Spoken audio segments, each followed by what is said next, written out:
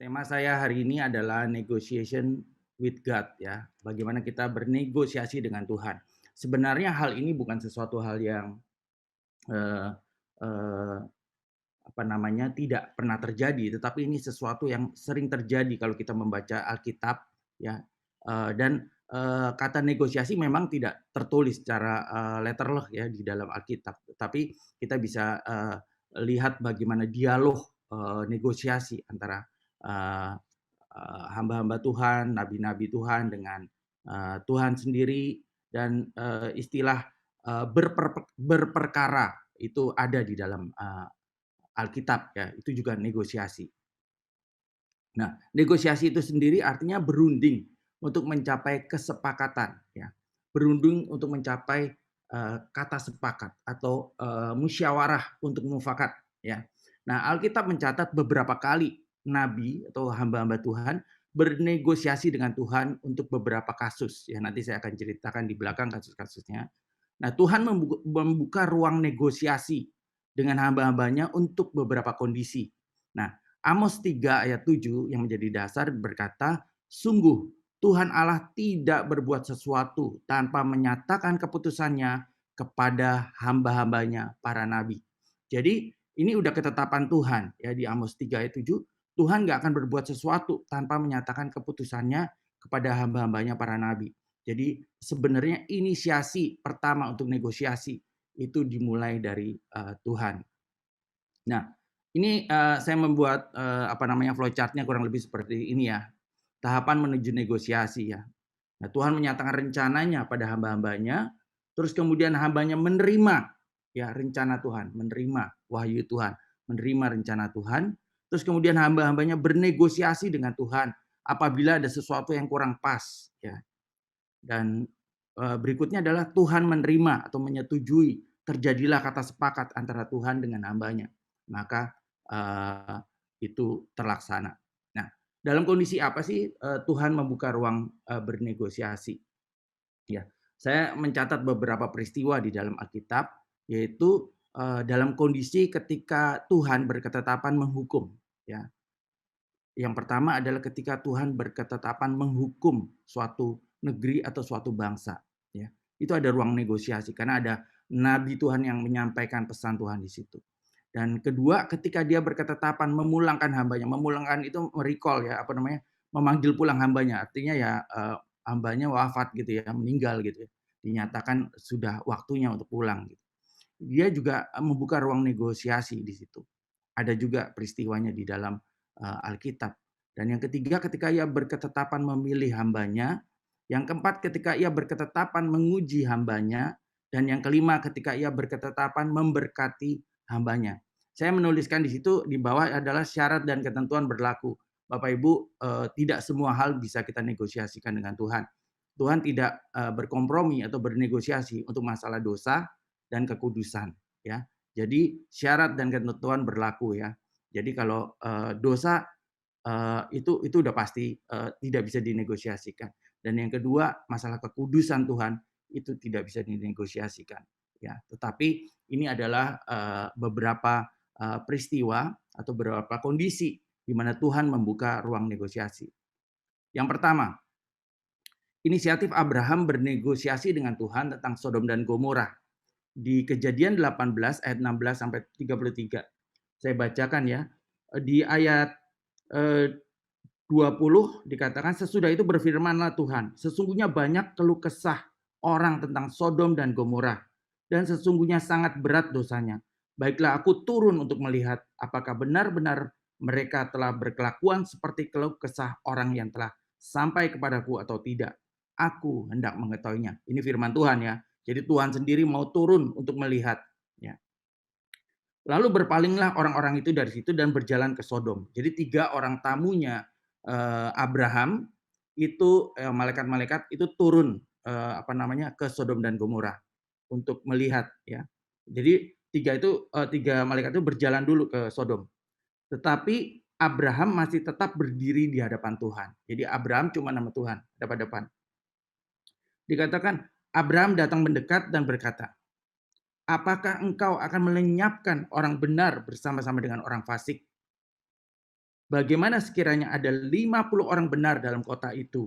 Apakah engkau akan melenyapkan tempat itu dan tidakkah engkau mengampuninya karena ke-50 orang benar yang ada di dalamnya itu? Jauhlah kiranya daripadamu untuk berbuat demikian, membunuh orang benar bersama-sama dengan orang fasik, sehingga orang benar itu seolah-olah sama dengan orang fasik. Jauhlah kiranya yang demikian daripadamu, masakan hakim segenap bumi tidak menghukum dengan adil. Ya. Jadi inisiatifnya itu dari Abraham. Ya. Jadi ketika Tuhan bicara, ya aku mau lihat nih Sodom dan Gomora, banyak keluh kesah tentang Sodom dan Gomora. Tuhan belum ngomong bahwa akan memusnahkan Sodom dan Gomora, tetapi Abraham berinisiatif gitu. Ya, Abraham berinisiatif. Maksud sih Tuhan mau dimusnahkan Sodom dan Gomora, ya kan? Maksud kan engkau mau memusnahkan orang benar bersama dengan orang fasik. Nah, di sini ada di ayat 26 Tuhan berfirman, "Jika kudapati 50 orang benar dalam kota Sodom, aku akan mengampuni seluruh tempat itu karena mereka." Ya. Jadi mulai nih negosiasinya, ya. Negosiasi Abraham dengan Tuhan. Kalau ada 50 orang benar ya Tuhan, Tuhan bilang, "Oke, 50 orang benar, aku tidak akan musnahkan Sodom dan Gomora." Terus kemudian Abraham mulai hitung-hitung, eee, kayaknya nggak nyampe 50 nih, ya kan. Terus Abraham ngomong lagi, "Tuhan, kalau cuman ada 45 orang benar." Tuhan bilang, "Kalau ada 45 orang benar, aku tidak akan musnahkan Sodom dan Gomora." Abraham berhitung lagi, ya kan. Hitung, wah kayaknya kurang dari 45. Dia bilang lagi sama Tuhan, "Tuhan, kalau cuman ada 40 Tuhan, 40." Ya kan. "Oke, kalau 40, aku tidak akan musnahkan Sodom dan Gomora kalau ada 40 orang benar." Abraham ngitung lagi. Akhirnya dia bilang, "Tuhan, 30 Tuhan, 30. Kalau ada 30 orang benar, gimana Tuhan?" Tuhan bilang, "Oke, 30 orang benar ada di Sodom dan Gomora, aku tidak akan musnahkan Sodom dan Gomora." Ya kan. Kemudian Abraham ngitung lagi, kayaknya nggak nyampe 30 nih. Ya dia turunin lagi, "Tuhan, kalau cuman ada 20 orang benar." Tuhan bilang lagi, "Kalau 20 orang benar ada di Sodom dan Gomora, aku tidak akan musnahkan Sodom dan Gomora." Ya.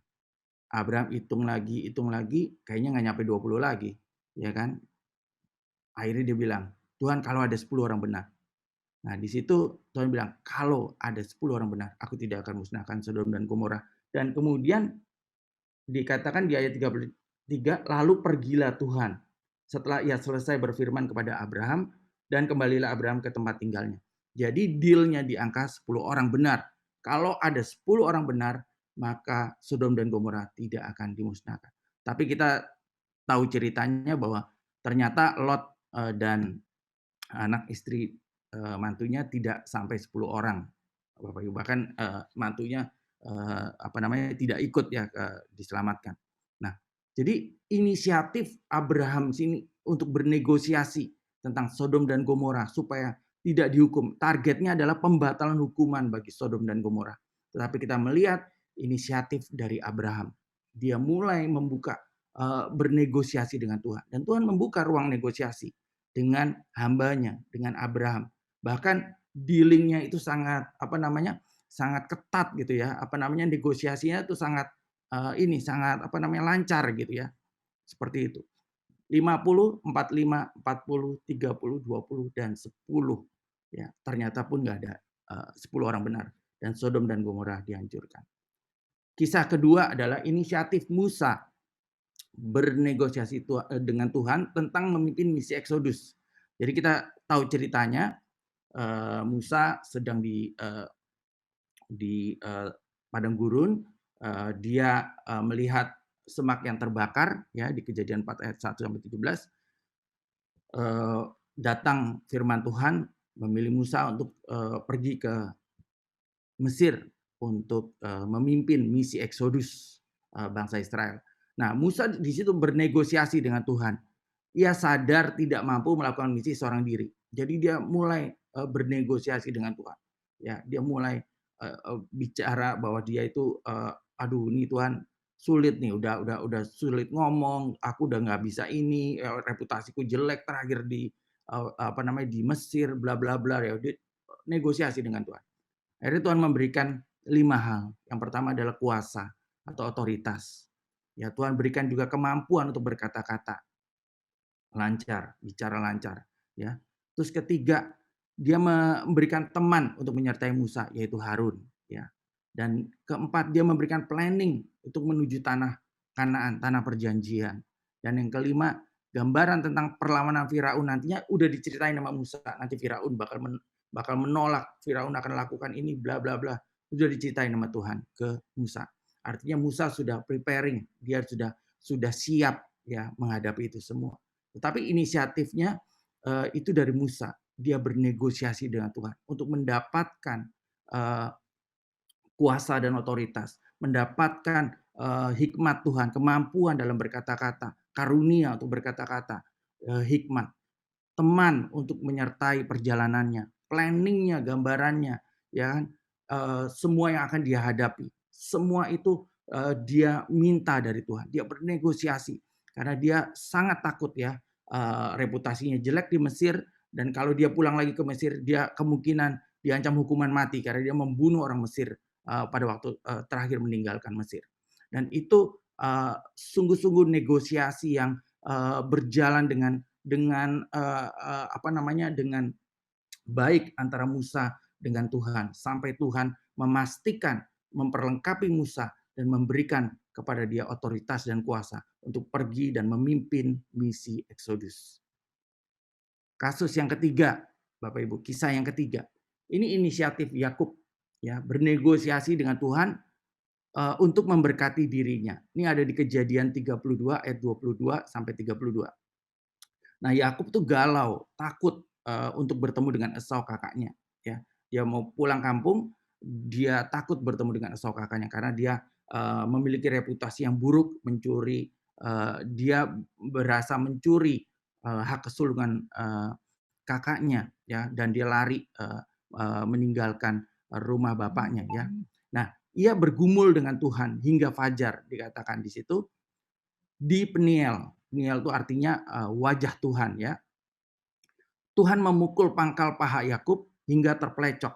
Namun Yakub tetap memegang Tuhan, minta supaya Tuhan memberkatinya ya. Jadi di sini Yakub bernegosiasi dengan Tuhan sebelum berjumpa dengan Esau dan dia mendapatkan berkat Tuhan berupa kuasa atau otoritas, ya, kemampuan untuk berkata-kata, hikmat, ya. Dia juga mendapatkan penyertaan Tuhan sepanjang hidupnya. Tuhan memberkati dia. Dan namanya dirubah. Sejak dari Peniel dia bergumul dengan Tuhan. Dia bernegosiasi dengan Tuhan di situ. Namanya dirubah menjadi Israel atau pangeran.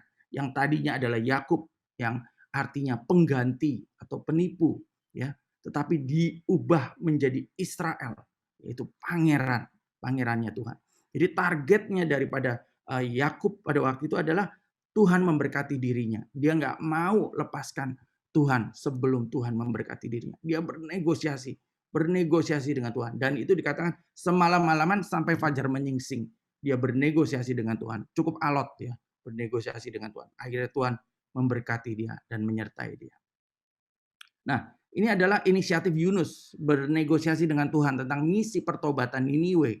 Ya, Yunus 2 ayat 1 sampai 10 berkata, Yunus bernegosiasi dengan Tuhan ketika ia di dalam perut ikan selama 3 hari 3 malam. Dia menyadari bahwa ia bersalah, dilempar dari kapal dan ditelan oleh ikan yang besar ya. Nah, di ayat 4 dikatakan, dan aku berkata, telah terusir aku dari hadapan matamu. Mungkinkah aku memandang lagi bait-Mu yang kudus? Ini Yunus sedang bernegosiasi dengan Tuhan. Boleh nggak aku kembali melihat bait-Mu yang kudus? Mungkinkah aku memandang lagi bait-Mu yang kudus? Jadi di dalam perut ikan, Yunus 3 hari 3 malam gelap di dalam perut ikan, dia bernegosiasi dengan Tuhan.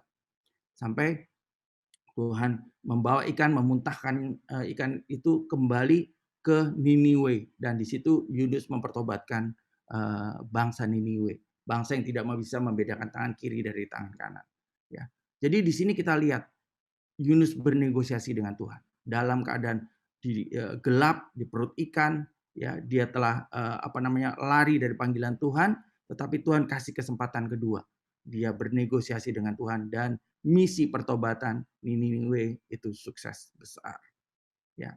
Nah, kemudian ada lagi kisah tentang Hizkia, di mana inisiatif Hizkia bernegosiasi dengan Tuhan tentang pembatalan kematiannya. Jadi dikatakan di 2 Raja-Raja 20 ayat 1 sampai 11, Hizkia sakit keras, hampir mati ya.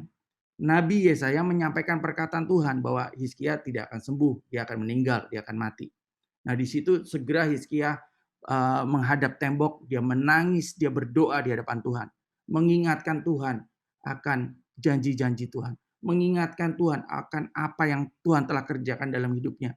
Jadi dia bernegosiasi dengan Tuhan, menghadap dinding, bernegosiasi, mengingatkan Tuhan akan kesetiaan dan ketulusan hatinya dalam menjalankan perintah Tuhan. Dia terus bernegosiasi, bernegosiasi. Belum lagi Yesaya keluar dari halaman istana Hizkia, Tuhan berubah pikiran. Tuhan berkata, balik Yesaya, katakan kepada Hizkia bahwa aku akan menyembuhkan dia pada hari ketiga. Aku akan sembuhkan dia. Dan aku memberikan extra life atau perpanjangan usia 15 tahun bagi Hizkia. Bayangkan Tuhan, bayangkan saudara ya, Tuhan memberikan extra life ya. Diperpanjang lagi usianya 15 tahun. Bahkan dimeteraikan dengan bayang-bayang mundur 10 tapak mundur. Ini kisah luar biasa ya. Hizkia sudah dapat janji Tuhan, kamu akan hidup ya.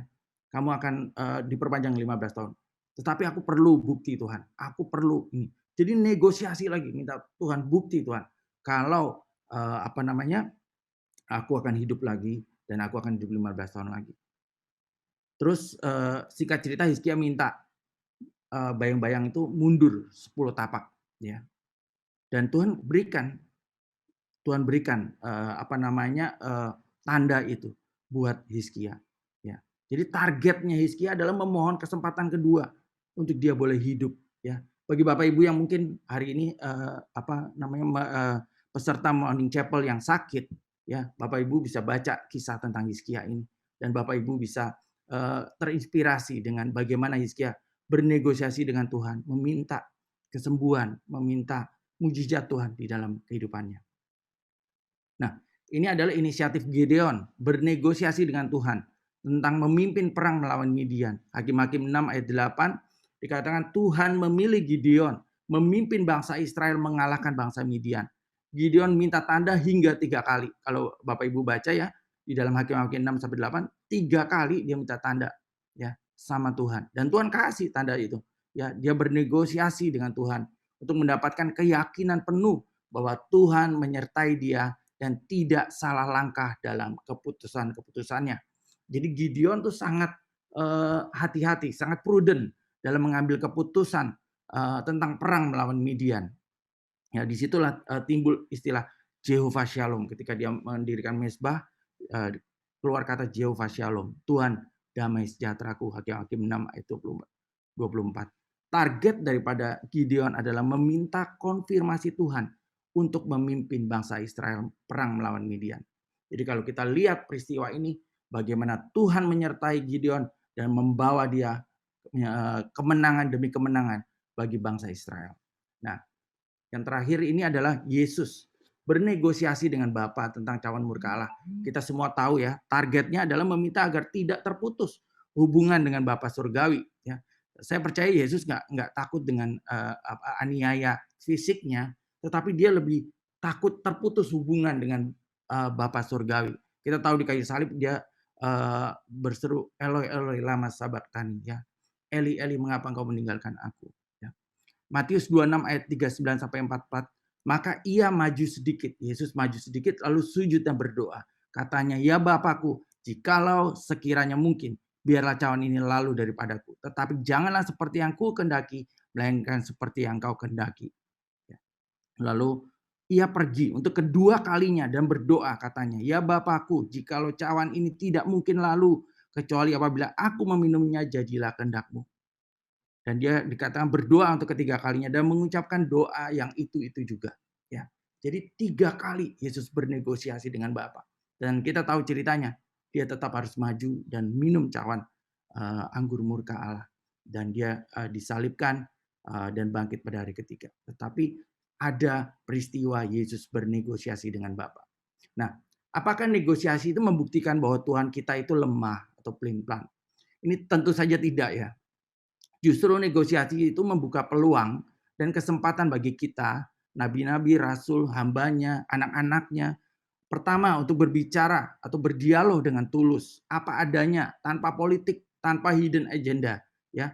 Tidak ada politik apapun juga. Kita berbicara bapa dengan anak, ya. Itu negosiasi. Dan kedua, itu Allah menilik maksud dan motivasi kita. Tidak ada yang tersembunyi bagi Tuhan. Ibrani 4 ayat 13. Ya.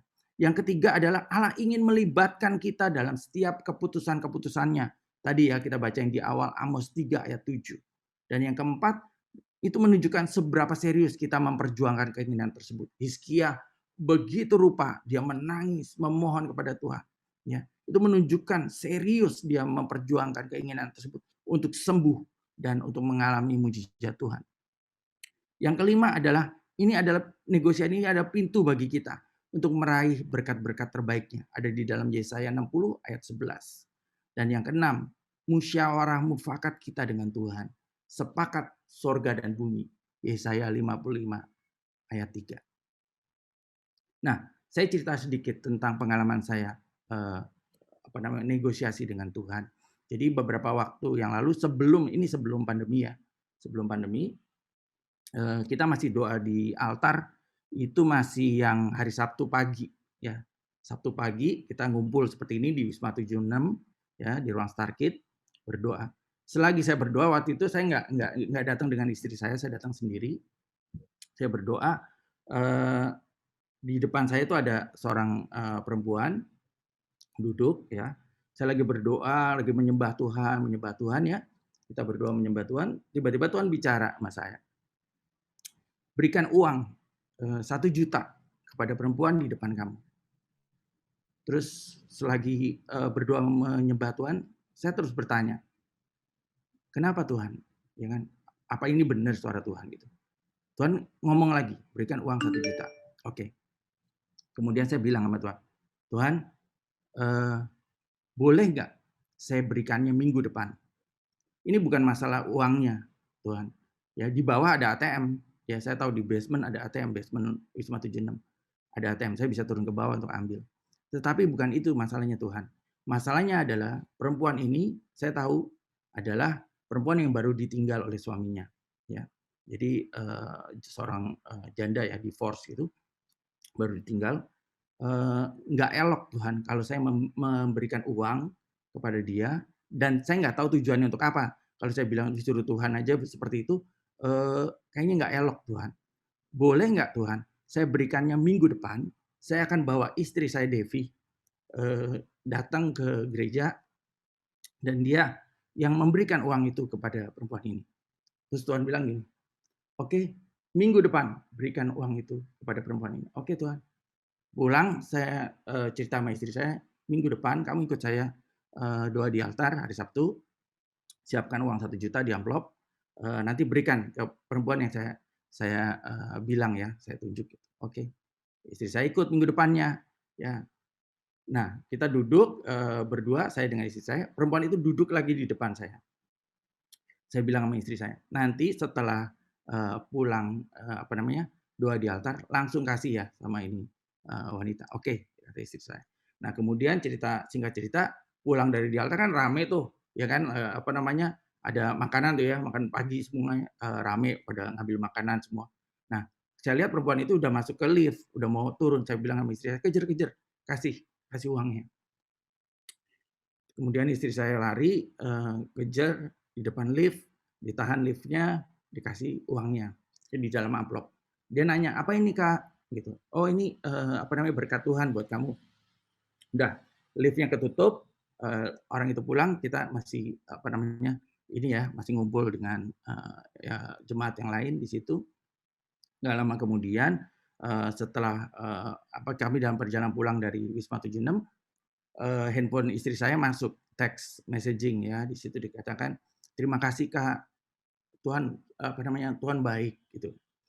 Hari Senin hari Senin besok gitu, saya harus, bayar uang sekolah untuk anak saya. Dan dia bilang, "Uang uang di dompet saya tinggal 75.000." Nah, saya nggak punya uang. Saya bingung mau mau cari uang dari mana. Ternyata Tuhan memberkati melalui Kakak gitu. Waktu waktu baca teks itu, wah kita terharu ya, saya sama istri saya terharu. Karena kita mau mendengarkan, mau taat teman Tuhan. Dan di sini saya belajar ketika kita bernegosiasi dengan Tuhan, ya kan, hasilnya itu, baik, hasilnya itu indah gitu loh. Ketika kita bernegosiasi dengan Tuhan, Tuhan tuh membuka ruang negosiasi. Tuhan membantu kita, menolong kita, tetap melakukan firman Tuhan, tetap menjadi berkat dan, sesuai dengan timing-nya Tuhan. Nah, ini adalah kisah tentang pelayanan MHI, Mujizat Hari Ini. Jadi waktu awal pandemi, waktu itu kita udah nggak bisa kunjungan online, nggak bisa kunjungan ke rumah sakit, karena semua rumah sakit diblok untuk kunjungan. Jadi cuman boleh, keluarga menunggu 1 orang, itu pun 1 orang menunggu di, pasiennya. Jadi kita nggak boleh sama sekali ke rumah sakit Harapan Kita, rumah sakit, Darmais, jadi kita lakukan kunjungan online. Tuhan bicara dengan saya waktu awal pandemi, buat kebaktian kesembuhan ilahi secara, online. Temanya judulnya MHI ya, Mujizat Hari Ini. Kemudian saya bilang sama Tuhan, "Tuhan, boleh nggak, saya, bicarakan dulu dengan tim? Boleh nggak saya persiapkan dulu?" Karena ini menyangkut pembicara, menyangkut, link Zoom-nya. Kita harus punya link Zoom yang bagus, yang sendiri, ya kan. Terus kemudian kita harus siapkan pembicaranya, materinya seperti apa, pelayan-pelayannya seperti apa, rundown-nya seperti apa. Ini agak complicated Tuhan, saya bilang. "Ini boleh nggak? Ini, saya minta waktu 1 tahun." Jadi dari tahun 2020 saya pertama kali dapat, visi Tuhan tentang mujizat hari ini, saya bilang sama Tuhan, "Bisa nggak tahun depan 2021 saya lakukan?" Tuhan bilang, "Oke, lakukan 2021." Oke, akhirnya 2021 kita mulai dengan pelayanan MHI, dengan tim yang lebih siap, dengan, kesiapan secara ini ya, lebih baik lagi gitu. Akhirnya kita luncurkan, ibadah kesembuhan ilahi 2021, mujizat hari ini, bagian dari pelayanan SPOS. Nah, melalui, pengalaman pribadi bernegosiasi dengan Tuhan, saya itu semakin mengenal Dia sebagai Bapa yang baik, ya. Saya melihat Tuhan menghargai setiap keputusan dan setiap pendapat pribadi saya, ya. Jadi Tuhan itu sangat, menghargai apapun keputusan dan pendapat pribadi kita, ya. Tuhan tidak pernah memaksakan, tetapi Dia selalu menghargai dan berbicara, ya, dengan kita, ya. Yang ketiga, saya semakin mengasihi Tuhan sebagai Bapa dan Tuhan satu-satunya yang hidup, yang mana saya bisa berkomunikasi dengannya. Ya, Bapak Ibu sekalian, kita bersyukur, punya Tuhan yang hidup. Dia, Allah yang hidup. Kita bisa bernegosiasi, kita bisa bicara dengan Dia kapanpun, anytime kita bisa bicara dengan Dia. Dan Dia sungguh-sungguh Allah yang hidup. Nah, 3 hal yang dapat kita lakukan. Yang pertama adalah bernegosiasi dengan Tuhan tentang rencana pelayanan, rencana misi, keselamatan, masalah pribadi kita dan lain-lain. Bawa setiap rencana atau planning kita kepada Tuhan. Yang kedua adalah berdoalah agar setiap rencana atau planning tersebut terjadi sesuai waktu Tuhan. Dan yang ketiga, izinkan Tuhan gunakan seluruh sumber daya yang kita miliki untuk menggenapi visi dan misi Tuhan melalui hidup kita.